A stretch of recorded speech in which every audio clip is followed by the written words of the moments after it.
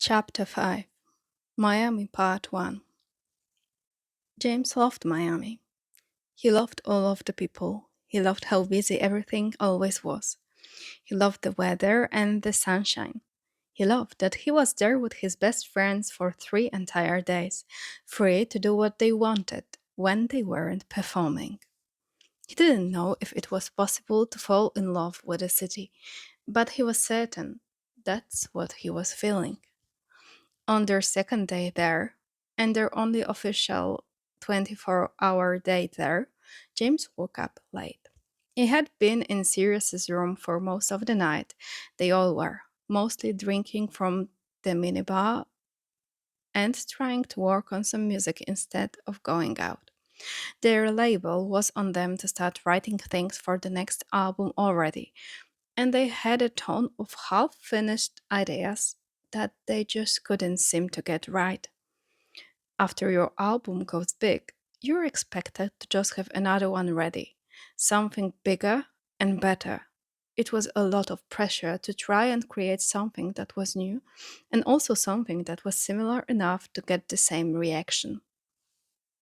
Another reason he woke up late was because of the fact that he couldn't sleep. After Regulus had woken him up, James could not stop thinking about him. He didn't mean to, but his brain just kept replaying the moment Regulus's cold hands touched James's stomach. He let him do it for too long. He knew Regulus was drunk, and even just those couple of seconds of contact made James feel like he was taking advantage. It was likely that he could have stayed sleeping the whole day if Marlene hadn't come to wake him up. She was rather abrupt about it, pounding on the door just like Regulus had done the night before and yelling that she wanted to go out for lunch. Really and truthfully, he adored Marlene, but she had interrupted his dream, the one where he just kept reliving the moment of skin to skin contact. It was rather embarrassing, really, and he was still very tired. Finally, she said with a giant exhale when he opened the door for her. She walked right into the room, instructing that he needs to get ready and that they were going out for lunch. Couldn't you have bothered somebody else? James asked, throwing his first t-shirt he found over his head. Nope. Marlene was wearing a pair of light blue denim jeans and a dark red tank top, one of her staple outfits for a most casual day. The show wasn't until the next day, so they really had all the time in the world to do as they pleased. Plus, you're my best wingman. He sighed, slipping his tennis shoes on as he realized what the day was going to entail. Ever since she had broken up with Mary, she had been. James didn't know how to put it kindly, but Marlene was just sleeping with a lot of women. She was hiding how much the breakup had actually affected her, but the truth was evident in the songs she had been writing recently. And do you tell her she's the most beautiful girl you've ever seen? And eternal love bullshit you know you will never mean. Remember when I believed you meant it when you say it first to me? Safe to say, she was a little bitter about the way Mary and Emmeline had been getting on as of late, which was making everything a bit complicated with their band. Of course, James was not allowed to mention this or bring up Mary at all. He would have to call her the manager whenever Marlene was around, and in their band, Benji had taken the role Marlene had in terms of keeping Mary updated with everything. Really? He asked. Yes. We're in Miami. There are tons of hot women, she said. Just recently, she had dyed her hair blonde, trading out the deep red she normally wore for something brighter, something different. It suited her very nicely, even if the roots were a bit grown out. I know, Marls, it's just. He trailed off, not sure where he was even going with this sentence. She raised an eyebrow at him, almost trying to challenge him to say something. He decided it could wait until they weren't in Miami. He would let her have fun, even if he was worried.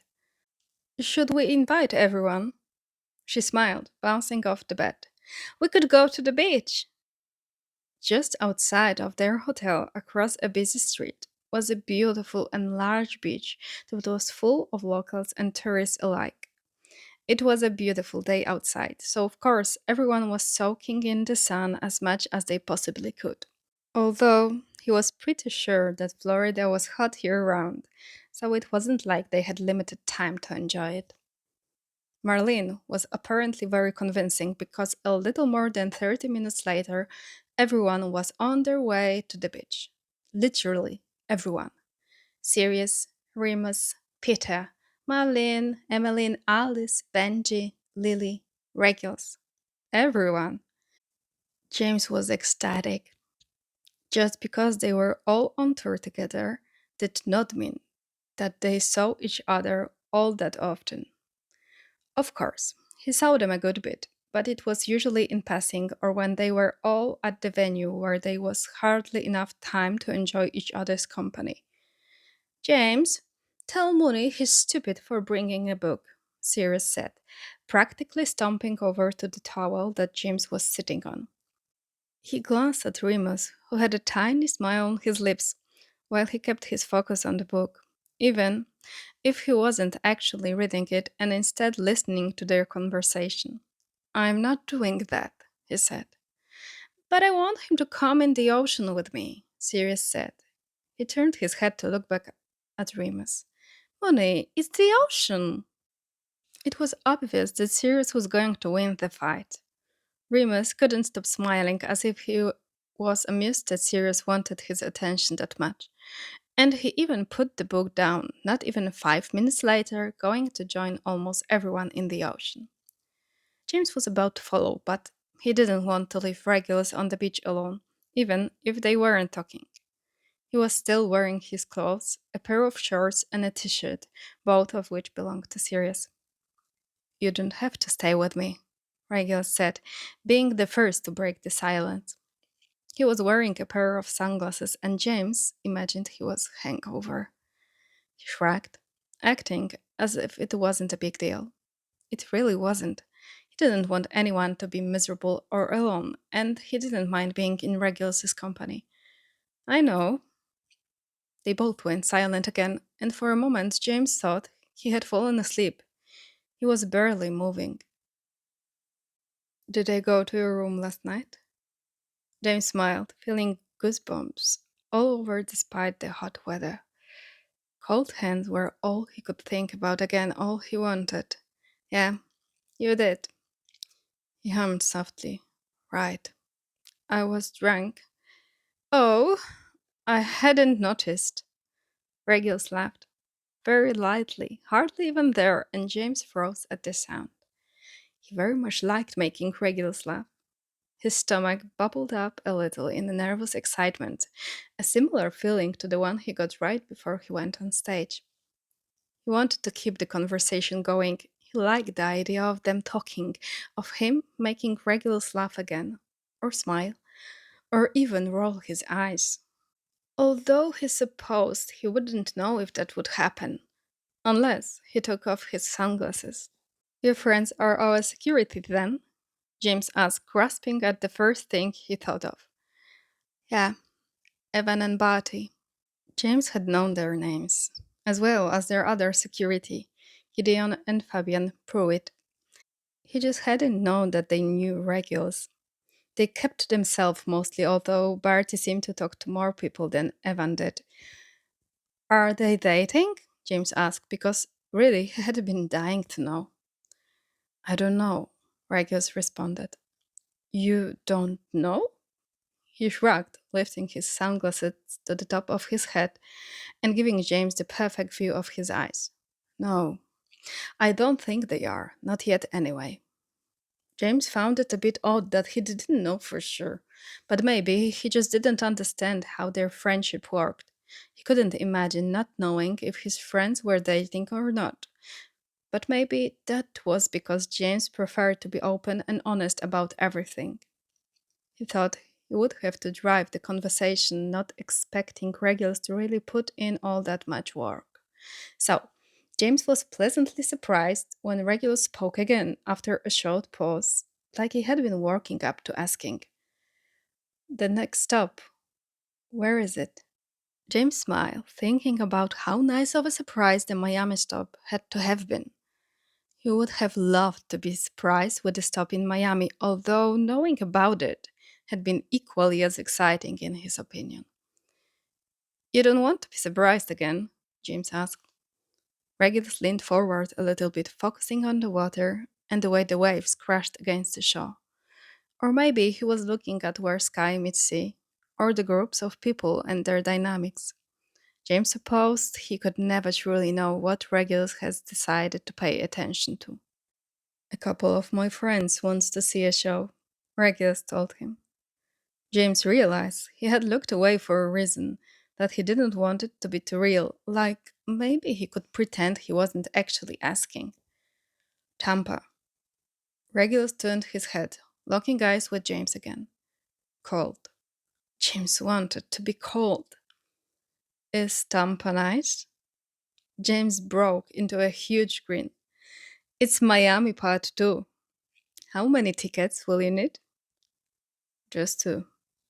James could easily get tickets, and he promised Regulus that if his friends wanted to come, he would make sure they had the best seats in the house. "You're gonna get weird town lines," James told him after a couple of minutes. Regulus looked at him, slightly amused. "Are you just trying to get me to take my shirt off, Potter?" "What? No, I just meant—" "I know what you meant," he said, the picture of calm.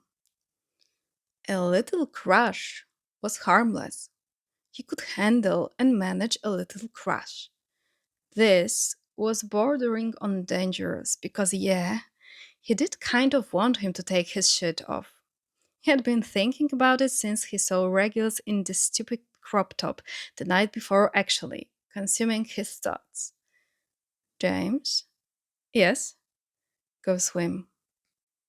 That was not what he had been expecting, if he was honest. He supposed he didn't have any idea what Regulus was going to say. It was a surprise almost every time, but still. "What?" "Go swim." "Only if you do too." "I have a cast on. I can't." James frowned, his eyes traveling down to the green cast like maybe he had just forgotten it was there. He had, if he was honest. It just sort of blurred into the background of things.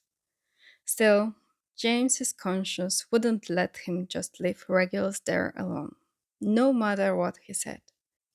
"Barty and Evan are gonna be here in like half an hour with beer. So go swim." "You're alone." "I'm always alone."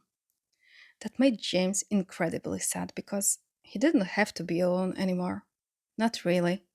He could just stay with them for the remainder of the tour if he wanted. Then he wouldn't have to be alone. And right now, I want to be.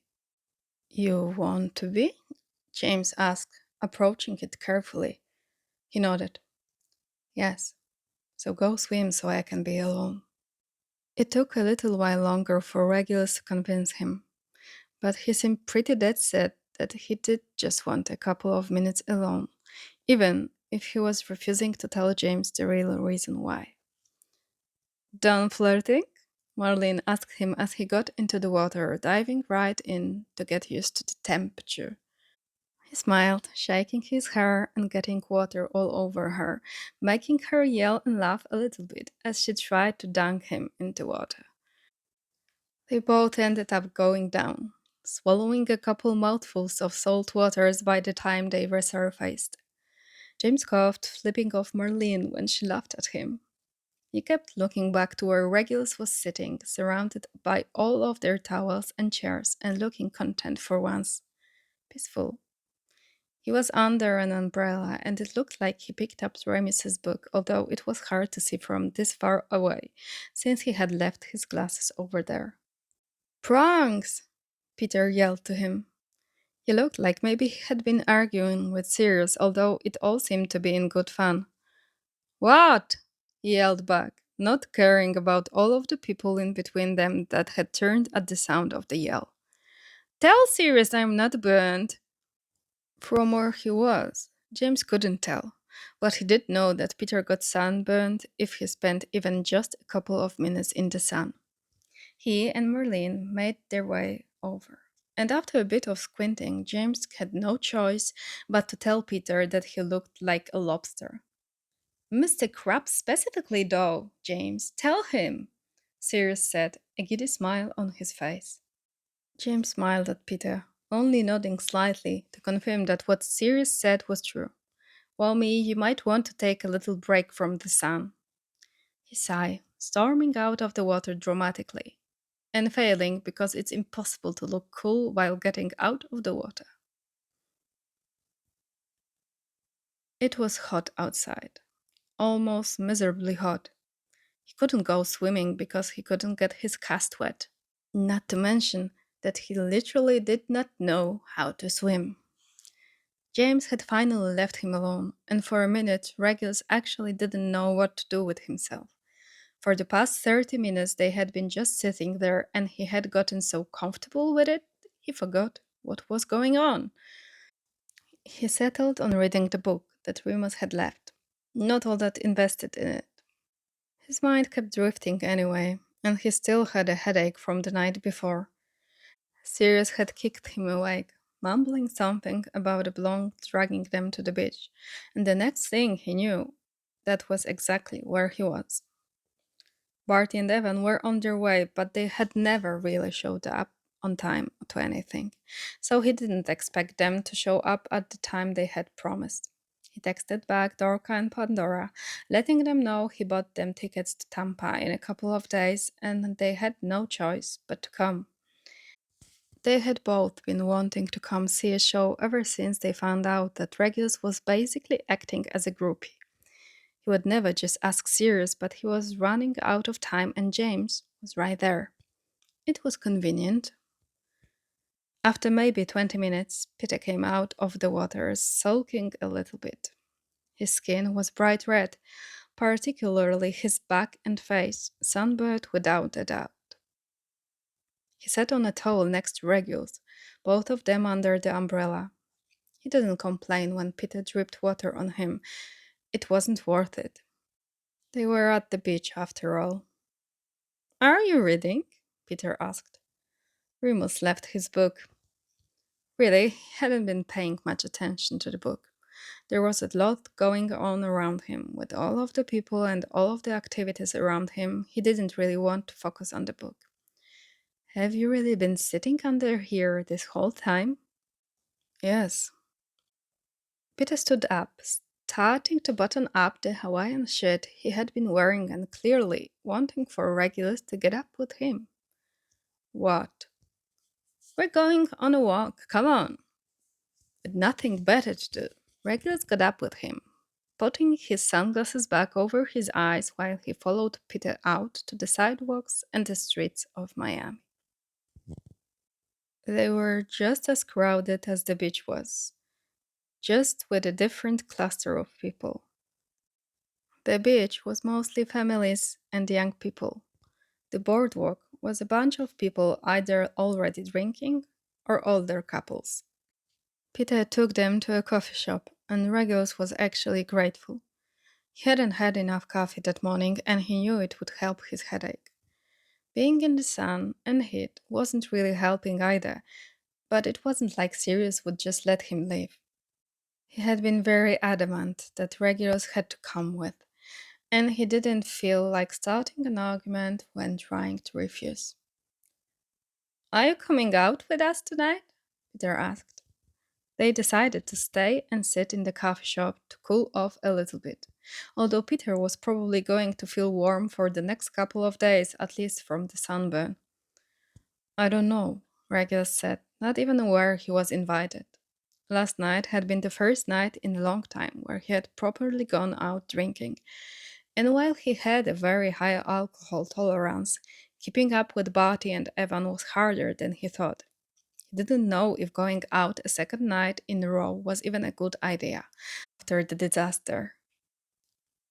He was still kicking himself for going to the wrong room, although James hadn't made him feel bad about it or anything. He wished he simply couldn't remember, but the memory of him touching James was right there, torturing him. Really, why had he done that? It was painful the way he just lost all of his inhibitions when he was drunk.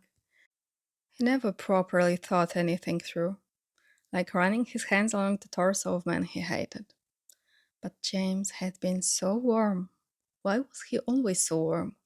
It was unfair. When they got back to the beach, mostly everyone had gotten out of the water, eating the snacks they had brought and drinking what Barty and Evan had brought with them. Regulus didn't even want to look at alcohol at the moment, so he stuck with the iced coffee and water he already had. All right, Barty asked, an almost evil smile on his face as he watched how Regulus was struggling with the day. Evan gave him a small pat on the back, condescending in the way he was laughing. Poor Reggie. I hate you guys. A blonde that had been mostly hanging around James and Sirius came up to Regulus with a big smile on her face, holding her hand out for him to shake. He had no idea who she was, just that she knew the people he knew, which meant they should probably knew each other. Hi, I'm Marlene. He shook her hand, still a bit thrown off that she had chosen a handshake as a way of greeting someone. Regulus, he responded. He thought maybe the conversation would end there, that she would go back to talking to people she actually knew instead of talking to Regulus. But she sat down with him and Evan when Barty went off to play with the giant beach ball they had found. Regulus was pretty sure it belonged to a child, however, nobody had come up to them and asked for it back. I'm Evan, he said, leaning forward a little to introduce himself. Merlin laughed, and Regulus felt there was some joke he wasn't quite picking up on. He was sure that she was nice, but he didn't really want to try and keep up a conversation with her. At some point, Barty had traded the water Regulus was drinking for a wine cooler, as if he wouldn't notice the switch. Still, Regulus was feeling better, so he didn't mention it. So, you're a dancer? She asked him. Regulus glanced down at his arm, and then back at Marlene. She seemed to have good intentions with asking, but it was painfully obvious that he couldn't do any real ballet for a long time. He could probably do a pirouette or even be on point, but one arm would just be hanging there, and dancing could cause it to break more if something went wrong. His center of gravity would be off too, without the ability to balance as well, which left more room for error. I was, he said. It was becoming more and more real. He wasn't a dancer. Not anymore, and who knew if he ever would be again. How long are you staying? He shrugged, secretly very pleased that she didn't try to apologize or ask any more questions. Couple more days. They told him he only had to be there for a week, and it had already been, what, 3 days? Had he really only been there for 3 days? Everything was already starting to blur together. He could hardly keep the timeline straight in his head. She smiled, like she was pleased with the information Regulus had given her. Want to stay longer? No, he said instinctively. He was on a set timeline, and he did not have any plans of diverging from that. Why not? His first thought was to respond with, because I have things to do. But really, that wasn't true. He had loads of time now, although maybe he should be using that time to find a job or attend university. He supposed he had always wanted to go. He just had never been able to because ballet took up all of his time. I want to go home, he said eventually. Another lie. He really didn't care where he was. There wasn't much waiting for him at home except for an empty flat. He supposed Dorca lived nearby, but she was impossibly busy trying to manage so many professional dancers. Over this? She asked, gesturing around at everyone. Evan, who had always had a pretty firm grasp on social cues, seemed to pick up on the fact that Marlene wanted to have a private conversation with him, and he directed Barty away when he tried to come back. Is there a point to this? He asked. Marlene's smile grew, and she nodded, moving to sit in a more comfortable position and to sit closer to him. I might have looked you up, she said, and internally Regulus groaned. He hated how easy it was to find every single detail about his life online. Likely, the only thing that wasn't there was his phone number and address, but his early life, his path in ballet, information about his family, all of it was available for anyone to see. He had no clue what she was going to ask now, though. He had an impressive resume, and Regulus was attentive enough to pick up on the fact that she wanted something from him. You looked me up? He asked. Still, he didn't know who Marlene was in relation to anyone else. Was she a friend? A girlfriend? Was she working on the tour? Yes, I did. You are quite talented, you know. He nodded. I know. You play violin? I do, yes, he said slowly. Normally, people didn't ask him about music. He was technically very talented at most classical music as well as composition, although he hadn't been allowed to pursue it very much. He supposed he could have done what Sirius did and just done it anyway, but he had never been as brave. Brilliant! He looked at her skeptically. She wasn't explaining anything, and Regulus had a lot of questions. Who are you? Her smile dropped a little bit. I already told you, I'm Marlene. I know. So, if you know, why are you here? He said, trying again and hoping he got his point across this time. Marlene seemed to be a bit all over the place, just a bundle of energy that didn't seem to want to stay in one spot. On tour? He nodded, and realization dawned on her face. Oh, sorry. I'm the lead singer of the opening act, Lion's Head. Regulus didn't even know there was an opening act. If anything, he thought that Sirius's band would have been the opener, although maybe they were more successful than he had originally thought. He would find out tomorrow, though, when he went to their show like he promised. You probably haven't heard of us, she said. Normally, a sentence like that would sound self pitying, but Marlene was just stating it like it was a fact.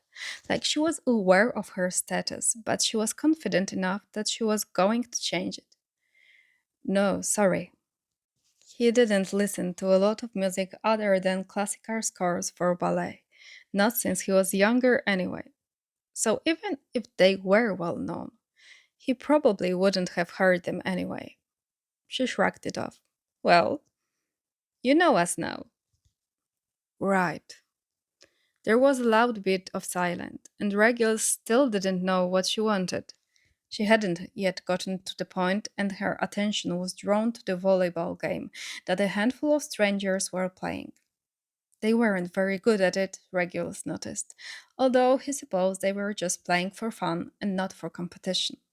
He wasn't used to that, doing things just because he enjoyed it rather than to prove a point or to win something. Oh, yeah, Marlene turned her attention back to him. The violin. You play? Yes. Do you play any other instruments? Yes, he said again. He was very classically trained in most everything, and Sirius had taught him guitar before he left. He hadn't touched one since, but he was sure he could pick it back up again with ease. It would be like riding a bike. Do you write music? Lyrics? No. No, I mean like music, she said, trying to remember the word. Music scores? He asked. She pointed at him excitedly. Yes, that's the word. Scores. Do you write scores? Regulus hadn't written anything in a very long time, but he did know how to. It wasn't a skill he had lost. He could still read music on a staff and transcribe scales. I know how to, yeah. Great, great, she said. So, I know you don't really know me, but I already told you I'm a musician, friend with your brother, and whatnot. And I need to ask you a really big favor. He was already expecting this.